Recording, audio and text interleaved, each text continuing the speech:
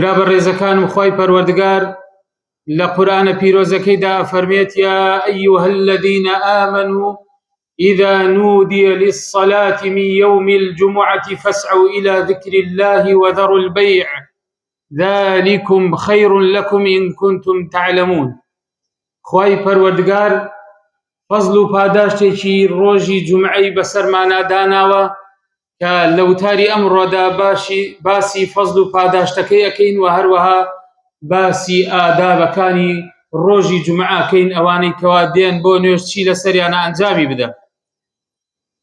فەزڵ و پاداشتی ڕۆژی جومعە خۆشەویستانم خوای پەروەردگار دایناوە وەکو جەژنێک بۆ مسڵمانان کەوا لە هەفتەی جارێک مسڵمانان لە ماڵێک لە ماڵەکانی خوای پەروەردگار کۆ ئەبنەوە بۆ ئەوەی شتێک لە دینەکەی خوای پەروەردگار فێر ببن و ئامۆژگاریەک و نەسیحەتێک لەلایەن ئیمام و خەتیبەوە بۆ مسڵمانان ڕوون بکرێتەوە.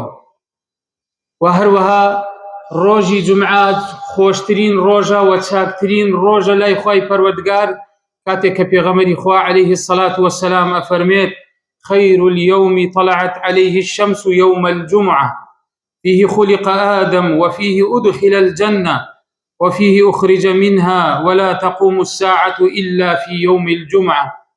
چاکترین ڕۆژ کە خۆری تیا هەڵبێت ڕۆژی جومعەیە. پێغەمبەری خوا صلی الله عليه وسلم ئەفەرمێت و هەروەها ئەلەو ڕۆژەدا ئادەم عەلەیه السلام دروست کراوە و خەڵق کراوە و هەر لەو ڕۆژەدا کراوەتە بەهەشتەوە و هەر لەو ڕۆژەدا دەرکرا لە بەهەشت و هاتە سەرزەوی و ڕۆژی قیامەتیش لە ڕۆژی جومعەیە ڕوو ئەدات. بۆیە فەزڵ و پاداشتێکی گەورەی هەیە ڕۆژی جومعە لە لای خوای پەروەردگار.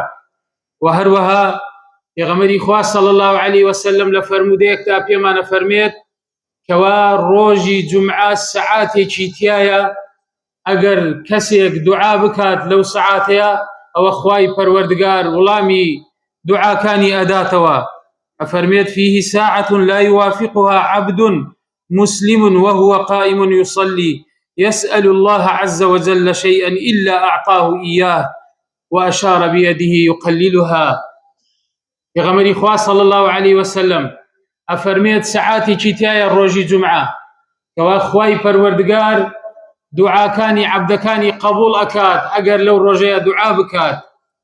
زۆرێک لە زایەنەیان ئەفەرمن کەوا ئەو سەعاتە لە دوای نوێژی عەسرەوە دەستی پێکات و زۆرێک لە سەلەف باسی ئەوەیان کردووە کەوا ئەگەر لە کاتی ئەوانە دوای نوێژی عەسر نوێژەکەیان ئەنجام بدایە ئەوە سوچێکی مزگەوتەکەیان ئەگەر دوعایان ئەکرد هەتاکو خۆر ئاوا ئەبوو هەتاکو بانگی مەغریب، واتە زۆرێک ئاڕا و بۆچوونی زانایان لەسەر ئەوەیە کەوا ئەو سەعاتە ئەکەوێتە دوای نوێژی عەسرەوە.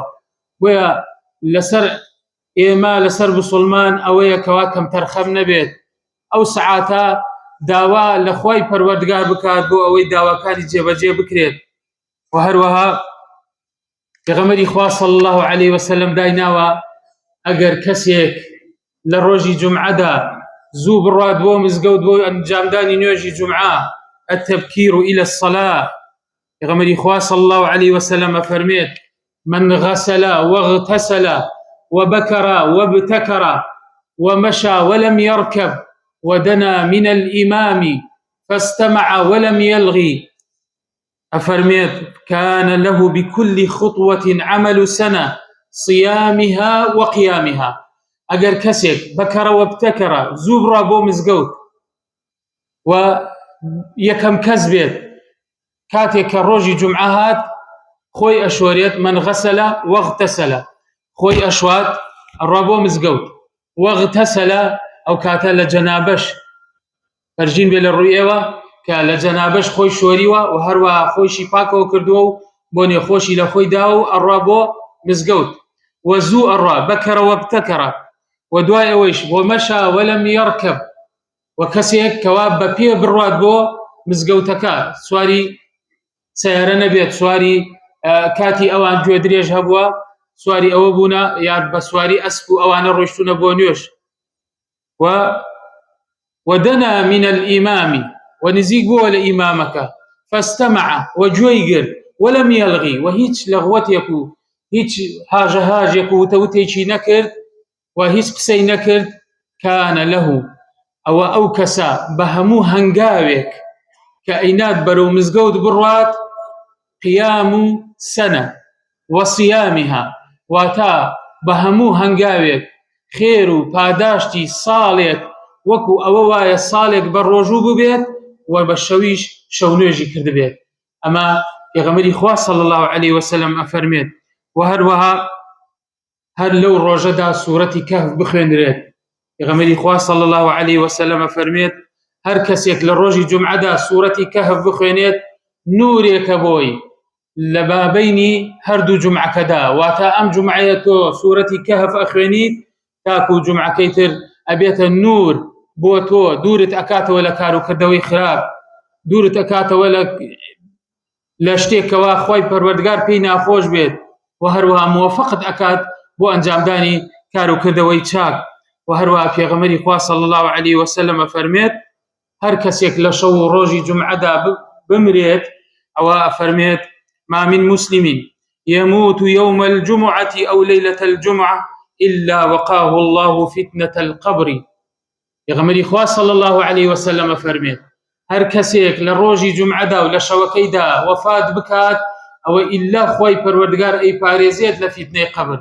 بۆیە خۆشەویستانم فەزڵ و پاداشتێکی زۆر هەیە، لە هەمویان گەورەتر کەوا کەسی بسڵمان سەرەتای ڕۆژی جومعە دەستی پێکات کە نوێژی بەیانیە ئەنجامدانی بە کۆمەڵ لە مزگەوت بە جەماعەت. پێغەمبەری خوا صلی الله عليه وسلم ئەفەرمێت إن أفضل الصلوات صلاة الصبح يوم الجمعة في جماعة. چاکترین نوێژی بەیانیە لە ڕۆژی جومعەدا و بە جەماعەت بکرێت. بۆیە خۆشەویستانم ئەوە سەرەتای ڕۆژەکەیە کە دەستی پێەکەی فەزڵ و پاداشتی ئەو ڕۆژەت بەرئەکەوێت. و لە ئادابەکانی ڕۆژی جومعە ئەوەیە کەوا قراءة الإمام لە ڕۆژی جومعەدا ئیمام لە نوێژی بەیانیە سوورەتی سەجدە ئەخوێنێت و سوورەتی ئینسان ئەخوێنێت. ئەگەر کەسێک بتوانێت پەلەپەل نەکات لە ئیمامەکە و ئەو ئیمامش بۆ خەڵکی شی بکاتەوە کەوا پێغەمبەری خوا صلی الله عليه وسلم ئەم دوو سوورەتەی خوێندووە. بۆیە هەندێک کەس بۆ نوێژی بەیانی دێت لە جومعەدا ئەگەر بێت سەبری هەبێت و لە دوای ئیمامەکەوە بتوانێت سوورەتی سەجدە و سوورەتی ئینسان بخوێنێت و ئەو کاتە ئەو کەسا فەزڵ و پاداشتی ئەوەشی دەست ئەکەوێت. بۆیە زۆر کەس لە ڕۆژی جومعەدا کە هیچ دەوامێکی نییە و ئیش و کارێکی نییە کەم تەرخەمە لەوەی بێت بۆ نوێژی بەیانی لە ڕۆژی جومعەدا کە چاکترین نوێژە ئەڕوا بەخەو بەسەری ئەبات و نایەت بۆ نوێژی بەیانی ئەڵێ ئەمڕۆ کار و ئیشم نییە و دەوامم نییە، ئەڕوا ئەخەوێت هەتاکو نیوەڕۆ و کاتێک کە ئەچێ بۆ مزگەوت ئیمامەکە لەسەر مینبەرە و خوتبە ئەدات. ئەمە کەم تەرخەمیە برا خۆشەویستەکانم. و هەروەها لە ئادابی ڕۆژی جومعە ئەوەیە کە سەڵەوات زۆر بدرێت لە دیار پێغەمبەری خوا صلی الله عليه وسلم کاتێک کە ئەفەرمێت إن من أفضل أيامكم يوم الجمعة فأكثروا علي من الصلاة فيه فإن صلاتكم معروضة عليه. كم ترخم نبين صلواتي زور بدين بديار پیغمبری خوا صلی الله عليه وسلم لە بانگی مەغریبی ئێوارەی یان شەمەوە دەستی پێ ئەکات هەتاکو بانگی مەغریبی ڕۆژی جومعە. داواکەم لە خوای پەروەردگار بەناو جوانەکانی بە صفاتە بەرزەکانی لە تاوانەکانمان خۆش بێت. أقول ما سمعتم وأستغفر الله لي ولكم ولسائر المؤمنين فاستغفروه إنه هو الغفور الرحيم.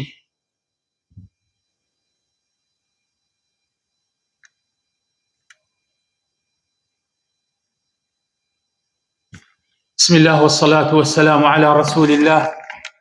وهروها لآدابكاني روجي جمعة أو الاغتسال قبل الذهاب إلى الصلاة. خوشوردن بيش أوي بتيت بو نوجي جمعة. يغمري خوا صلى الله عليه وسلم فرميت غسل الجمعة واجب على كل محتلم.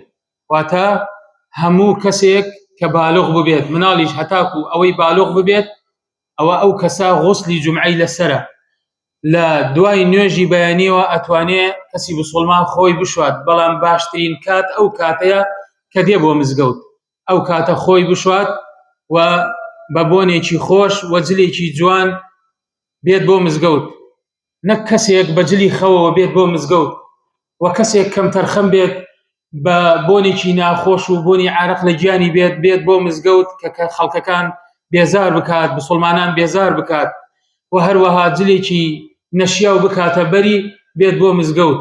پێغەمبەری خوا صلی الله عليه وسلم فەرمێت التطيب والسواك ولبس أحسن الثياب، أما فرمودي لسر هاتوا من اغتسل يوم الجمعة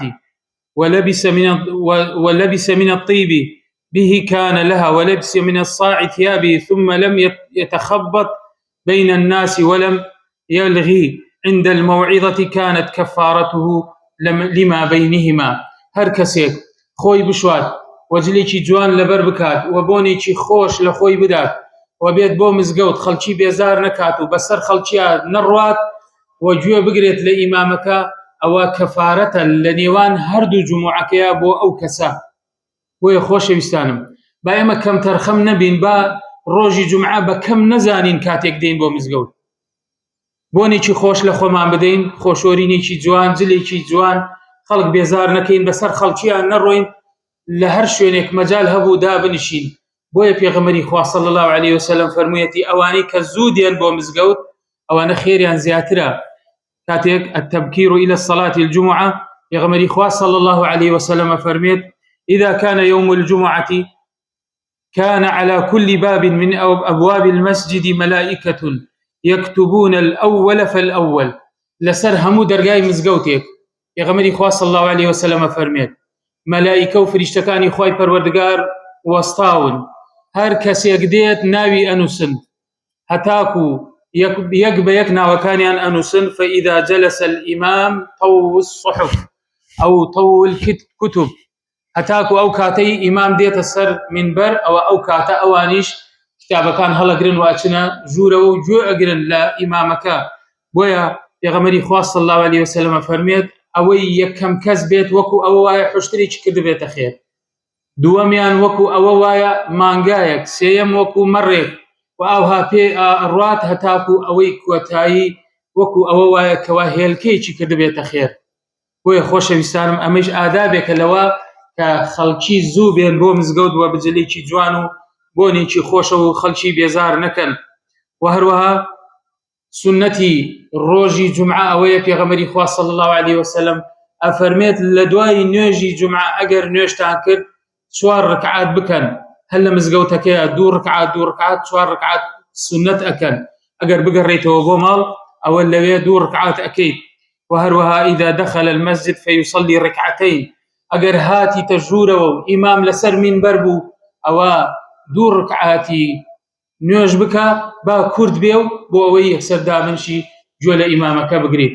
داواکەم لە خۆی پەروەردگار بەناوە جوانەکانی بە سیفاتە بەرزەکانی لە تاوانەکانمان خۆش بێت. داواکەم لە خۆی پەروەردگار بەناوە جوانەکانی بە سیفاتە بەرزەکانی چۆن ئاوا کۆمانی کردوتەوە لە ماڵێک لە ماڵەکانی خۆی ئاوا کۆمان بکاتەوە لە بەهەشت. داواکەم لە خۆی پەروەردگار بەناوە جوانەکانی بە سیفاتە بەرزەکانی ناوی هەمومان لەو کتابانەی کەوا فریشتەکانی خۆی لە دەرگای مزگەوتەکان دانیشتون ناویان ئەنووسن ناومان لەو کتابانەدا هەبێت. داواکەم لە خۆی پەروەردگار بەناوە جوانەکانی بە سیفاتە بەرزەکانی هەر کەسێک مناڵی هەیە مناڵەکەی ساڵحکەی، هەر کەسێک مناڵی نییە مناڵی ساڵحی پێ ببەخشید. داواکەم لە خۆی پەروەردگار بەناوە جوانەکانی بە سیفاتە بەرزەکانی هەر کەسێک کێشە و مشکلەیەکیە خۆی پەروەردگار بۆی چارەسەر بکات، هەر کەسێک قەرزارە دانەوەی قەرزەکەی بۆ ئاسان بکەیت، هەر کەسێک نەخۆشی هەیە و لەسەر جێگا کەوتووە داواکەین لە خۆی پەروەردگار شیفای نەخۆشەکانمان بدەیت و شیفای ئەو نەخۆشانە بدەیتەوە لەسەر جێگا کەوتون. داواکەین لە خۆی پەروەردگار بەناوە جوانەکانی بە سیفاتە بەرزەکانی لە تاوانەکانمان خۆش بێت. أقول ما سمعتم واستغفر الله لي ولكم ولسائر المؤمنين فاستغفروه إنه هو الغفور الرحيم. ربنا آتنا في الدنيا حسنة وفي الآخرة حسنة وقنا عذاب النار. وصلى اللهم وسلم على نبينا محمد وعلى آله وصحبه وسلم.